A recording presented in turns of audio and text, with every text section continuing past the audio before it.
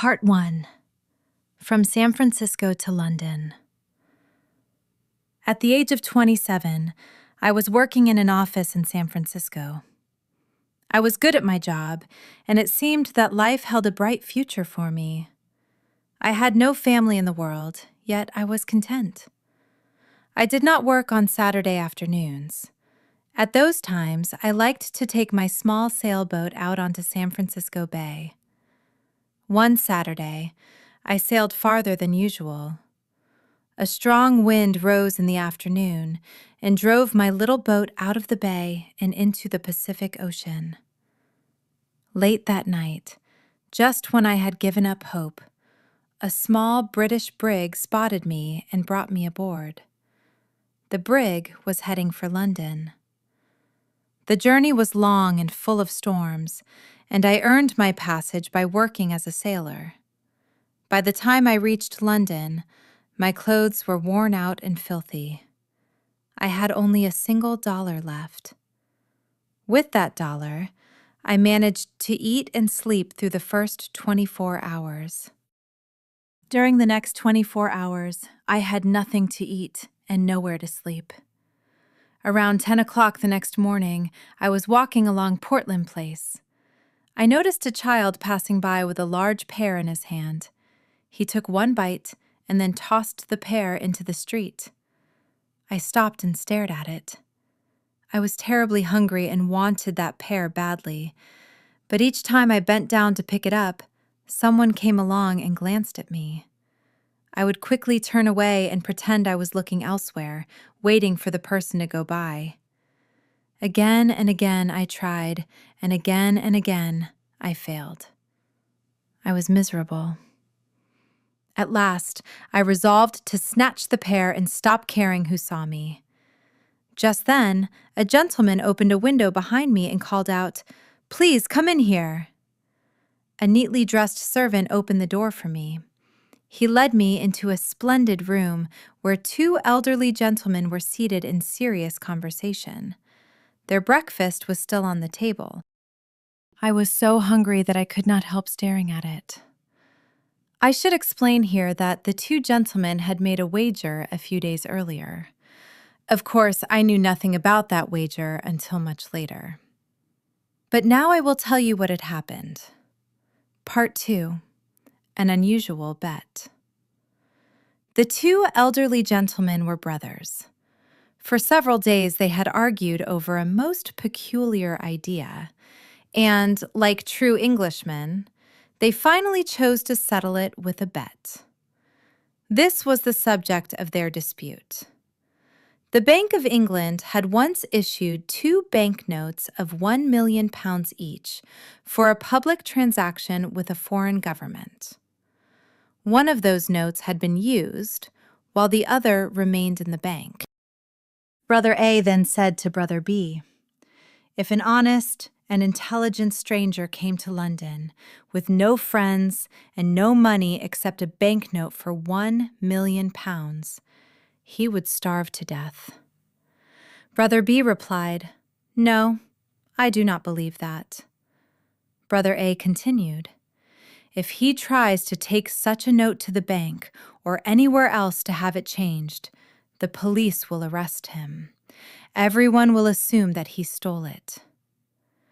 The argument went on for days until Brother B finally said, "I will bet £20,000 that the stranger could live for 30 days with the banknote and still avoid prison."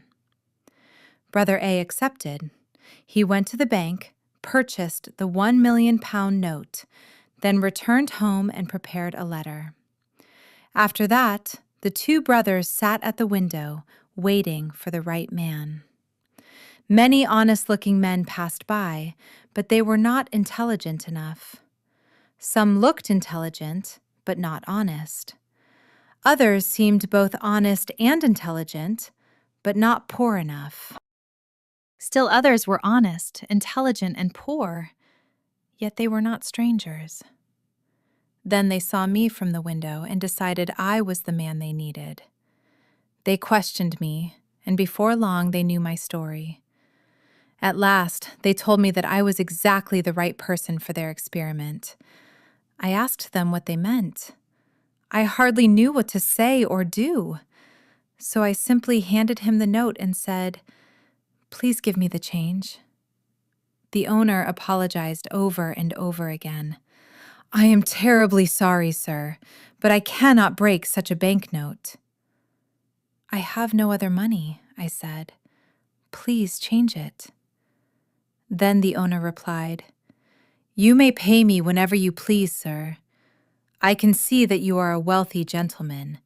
No doubt you enjoy amusing yourself by dressing like a poor man. Come here and eat whenever you like. Pay me whenever it suits you." Part 3. The Letter. When I left the eating house, I hurried back to the residence of the two old gentlemen. I was anxious to correct what I believed was their mistake, and I was extremely nervous. The same servant opened the door. I asked to see the two gentlemen. "They are gone," he told me. "Gone? Gone where?" "They have gone on a journey." "But where?" "To the continent, I believe." "The continent?" "Yes, sir." "And when will they be back?" "In a month." "A month? This is dreadful! How am I supposed to speak to them? This is a matter of the greatest importance." "I can do nothing for you, sir. I do not know where they are." "Then I must speak with someone else from the family." "The whole family is away as well. I believe they are in Egypt and India." "Before they left, those gentlemen made a terrible mistake. Surely they will be home tonight. Tell them that I came here to set it right. I will come again tomorrow." "I will tell them if I see them, but I shall not." "Sir, you really mustn't trouble yourself. Everything is all right. They will return at the proper time, and then they will see you. Goodbye." I was utterly confused. My mind felt clouded. I could not make sense of what the servant had said. Then I remembered the letter. This is what it contained. "You are an honest and intelligent man. You are also poor and a stranger. In this envelope you will find some money. It is loaned to you for 30 days. At the end of that time, come back to this house. I have made a wager on you. If I win, you may have whatever position and salary you desire." The letter had no signature, no address, and no date. What a strange business it was. I went into a park, sat down, and began to think about what I ought to do. After an hour, I came to the following conclusion. The two old gentlemen are playing some sort of game with me, though I do not understand it. They are betting on me. At that time, I knew nothing about the exact terms of the wager. If I take this banknote to the Bank of England, they will question me at once. If I tell the truth, nobody will believe me, and they may lock me in a madhouse. If I invent a story, the police may send me to prison. I cannot even hand the note to someone else, because no honest person would want it. So there is only one thing for me to do. I must keep it for the entire month, and I must be careful not to lose it. If I help the old gentleman win his bet, he will give me the position I want. The thought of a good job and a high salary filled me with hope.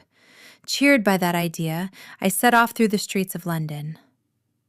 Part 4. At the tailor's. Every time I passed a tailor's shop, I felt a strong desire to walk in and buy myself some new clothes, but I had no money with which to pay for them. The 1 million-pound note in my pocket was completely useless. I passed the same tailor's shop 6 times. Finally, I went in and quietly asked whether they had an old, unsightly suit that nobody wanted. The first man I addressed nodded but said nothing. Then another man glanced at me and nodded as well. I went over to him and he said, "Just a moment, please." After a while, he led me into a back room. He looked through several shabby suits that no one would buy and chose the ugliest one for me. I wanted a suit so badly that I said nothing. Then the time came to pay. "Would you be willing to wait a few days for your money? I have no small change with me." The man replied, "Oh, you haven't? I was under the impression that gentlemen like you usually carried large change." "Todd," the owner shouted, "you fool! How could you offer such a horrible suit to a millionaire? Todd, you cannot tell the difference between a poor man and a rich one." "I do apologize, sir," the owner went on. "Please remove those rags at once and let us burn them. Put on this fine shirt and this handsome suit instead. It is exactly right for you, plain but elegant." I told him I liked the new suit very much. "Ah, but just wait until you see what we can make for a gentleman of your figure. Todd, fetch a pen and notebook. Let me take his measurements. Leg, arm." I scarcely had time to say a word. The owner measured me and then instructed his tailor to make me morning suits, evening suits, shirts, coats, and all sorts of other things. "But, my dear sir," I said, "I can only order all this if you can either change my banknote or wait a little while for payment." "Wait a little while? I shall wait forever, if necessary. Todd, send the gentleman's things to whatever address he gives us. Less important customers can wait. And what is your address, sir?" "I am in the middle of changing my lodgings. I will come back and tell you where to send them," I replied. "Quite right, sir, quite right. Allow me to show you out. Good day, sir, good day." Part 5. The Poor Millionaire. The impossible had happened. I was able to get everything I wanted without actually having any money. Each time I produced my banknote and asked for change, exactly the same thing occurred. No one could change it. Yet I managed to obtain everything I needed, and even many luxuries besides. I took rooms at an expensive hotel in Hanover Square and always had my dinner there. Still, I preferred to eat breakfast at Harris's plain little eating place. Harris's was the first place where I had eaten a proper meal thanks to the £1,000,000 note. That was where the whole adventure had begun. Before long, all London was talking about me and my banknote. Harris's eating place grew famous because I had breakfast there. Harris was delighted with the new customers this brought him. I lived like a wealthy and important man. I seemed to have money to spend. It all felt like a dream. Yet I often reminded myself, when the two old men return to London, this dream will end, then everything will change. Newspapers began printing stories about me. Everyone was talking about the extraordinary millionaire who carries a £1,000,000 note in his pocket. Punch even published a comic drawing of me on its front page.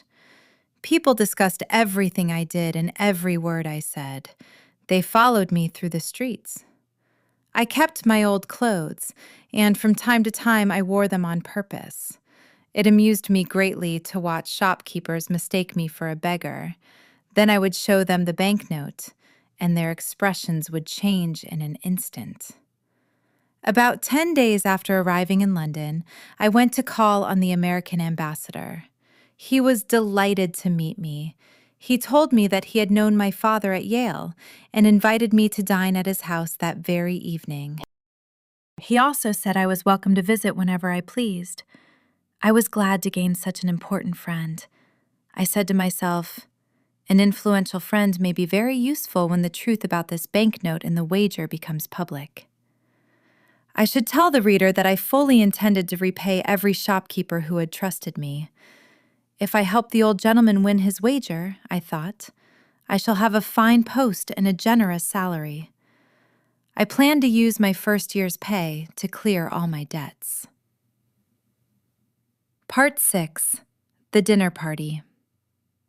There were 14 guests at the dinner party: the Duke and Duchess of Shoreditch, their daughter, Lady Anne Grace Eleanor de Bowen, the Earl and Countess of Newgate, Viscount Cheapside, Lord and Lady Blatherskite, the ambassador and his wife and daughter, along with several others. Among them was a beautiful English girl of 22 named Portia Langham. I fell in love with her within 2 minutes, and, as it seemed to me, she fell in love with me just as quickly. Before long, another guest was announced, Mr. Lloyd Hastings. The moment he saw me, he exclaimed, "I believe I know you." "Very likely you do." "Are you the... "Yes," I said, "the odd millionaire with the £1,000,000 note in his pocket." "Well, this is astonishing. I never dreamed that you were the same Henry Adams from San Francisco. Only 6 months ago, you were working at Blake Hopkins's office in San Francisco. I remember it perfectly. In the evenings, you used to help me sort out the Gould and Curry Mining Company papers. And now, here you are, a millionaire and a celebrity in London." I can hardly believe it myself, Lloyd. Only 3 months ago, we were having supper in the... No, it was the What Cheer restaurant. Quite right, the What Cheer. We were there at 2 in the morning, eating steak and drinking coffee. That night, we spent 6 long hours working on the Gould and Curry Mining Company papers. Do you remember, Henry, that I asked you to come with me to London? I wanted you to help me sell the Gould and Curry mining shares here, but you refused. Yes, of course I remember. I did not want to leave my position in San Francisco, and I still believe it is difficult to sell shares in a California gold mine here in London. You were right, Henry, absolutely right. It has been impossible to sell them in London. My whole scheme has failed, and I have spent every penny I had. I would rather not speak of it. No, you must tell me everything. Once we leave this dinner party, you must explain what happened. Oh, may I? I have needed a friend's ear so badly, Lloyd said, his eyes filling with tears. Yes, I want to hear the whole story, every last word of it. Thank you, Henry. You truly are a friend. At that point, it was time for dinner. Thanks to the English system of precedence, there was no dinner at all. The Duke of Shoreditch insisted on sitting at the head of the table. The American ambassador wished to sit at the head as well. Since they could not settle the matter, there was no proper meal. The English understand precedence. They eat dinner before they go out to dinner. Strangers know nothing about this custom, so they spend the whole evening hungry. Instead, we were given a sardine and a strawberry. Afterward, everyone began to play a game called cribbage. The English never play simply for amusement. They play in order to win, or lose, something. Miss Langham and I played with very little attention to the cards. I looked at her lovely face and said, "Miss Langham, I love you." "Mr. Adams," she answered softly, smiling, "I love you too." It was a glorious evening. Miss Langham and I were delighted. We smiled, laughed, and talked together. I was entirely honest with her. I told her I was poor and that I did not have a penny in the world. I explained that the £1,000,000 note did not belong to me. She was eager to hear the rest, so I told her the whole story from the beginning. She laughed and laughed. She found the story wonderfully amusing. I could not understand what was so funny. I also told her that I needed a fine position with a large salary to repay all my debts. "Portia, dear, will you come with me on the day I must meet those 2 gentlemen again?" "Well, yes, if I can be of any help," she said. "Of course you can help me. You are so lovely that, once those 2 gentlemen see you, I shall be able to ask for any post and any salary I wish. With you at my side, my sweet Portia, they will refuse me nothing." Part 7. A $1,000,000 Idea. When the dinner party ended, I returned to my hotel with Hastings. He spoke of his troubles, but I scarcely heard him. My mind was filled entirely with thoughts of Portia. Once we arrived, Hastings stood in awe and said, "Just let me stop here a moment and look at this splendid hotel. It is like a palace. What luxurious furniture! You have everything a man could want. You are rich, Henry, and I am poor." His words unsettled me. I too was poor. I had not a cent to my name, and I owed money everywhere. My only hope was to win the old gentleman's wager. That was my last chance.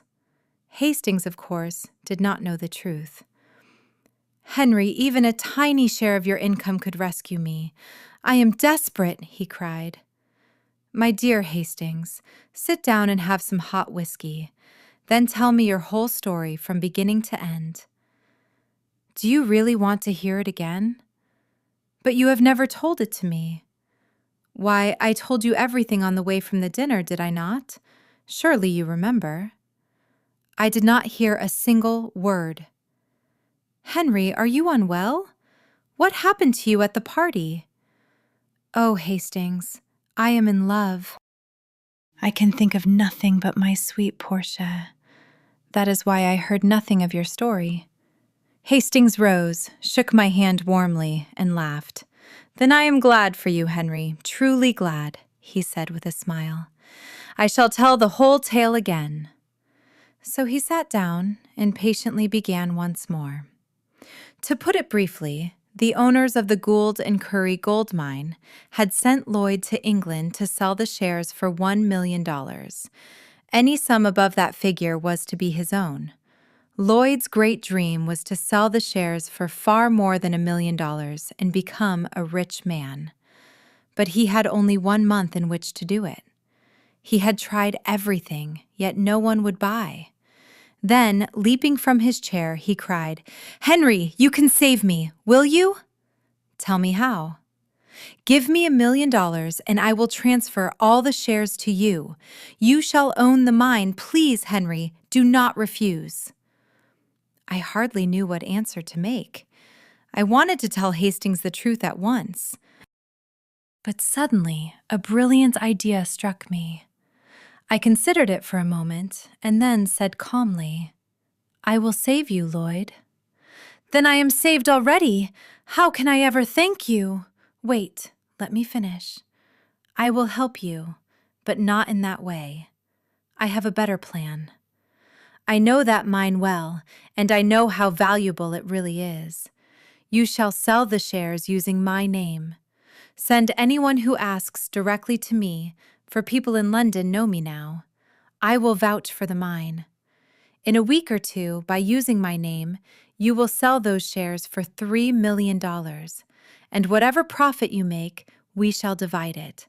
Half shall be yours and half mine." Lloyd was wild with delight. He danced about the room and laughed. "Your name! Of course! Think of it! The rich men of London will rush to buy the shares. I am saved! And Henry, I shall never forget what you have done for me." Part 8. Back to Portland Place. By the next day, all London was talking about the California gold mine shares. I remained at my hotel and told every visitor who came to see me, "Yes, I know Mr. Hastings. He is a thoroughly honest man. And I know the gold mine well because I lived in the California gold country.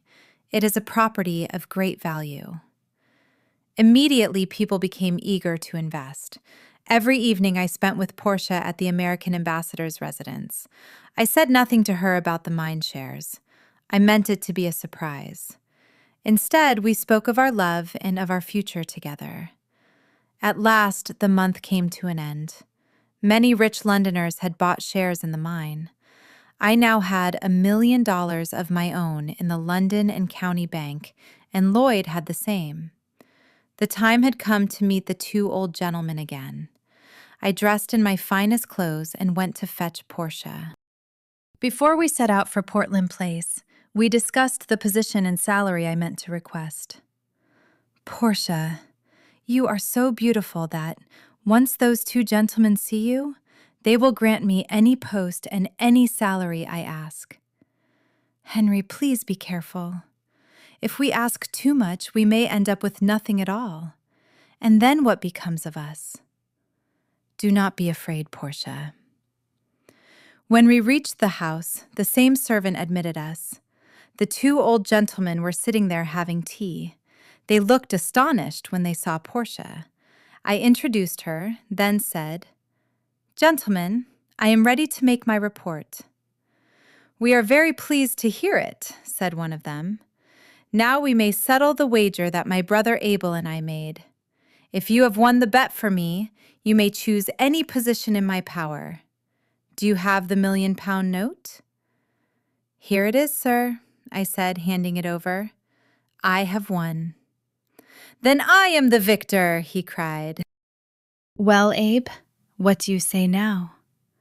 "I say the man has survived, and I have lost £20,000. I can hardly believe it." "There is more," I said, "but it is a long story, so I will leave that for another time. For the present, look at this." "What is this? A certificate of deposit for £200,000? Yours?" "It is mine. I earned it through the use of the banknote you lent me for a month." "Extraordinary!" he cried. "Utterly astonishing!" Portia stared at me in amazement and said, "Henry, is that truly your money? You did not tell me the truth." "No, I did not, but I am sure you will forgive me." "Do not be so certain. You deceived me, Henry." "My dearest Portia, I only did it in play. Come now, let us go." "But wait, wait!" cried my gentleman. "I still wish to give you whatever post and salary you choose." Thank you from the bottom of my heart, but I do not want the position." "Henry, you have not thanked these kind gentlemen properly. May I do it for you?" Portia asked. "Of course, my dear." Portia crossed to the gentleman, sat on his knee, and kissed him squarely on the mouth. The two old men roared with laughter while I stood speechless with astonishment. What could this mean? "Papa," said Portia, "Henry does not want your job, and I am deeply offended." "Your father?" I cried. "Yes," she said. "He is my stepfather, a dear man. Do you now see why I laughed when you first told me your story?" "My dear sir," I said, "I must withdraw what I said before. There is indeed a position that I should like to have." "Name it," he said. "I wish to hold the office of son-in-law." "Well, well, but you have never performed the duties of such an office before. Do you think you are qualified for it?"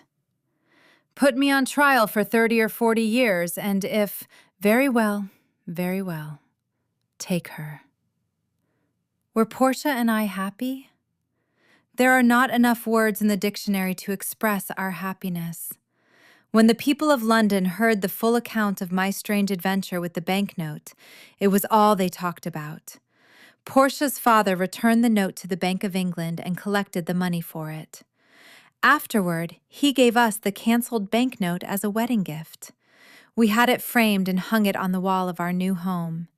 And so I always say, yes, it was a £1,000,000 banknote, but in all its life, it purchased only one thing, the most precious thing in the world: Portia.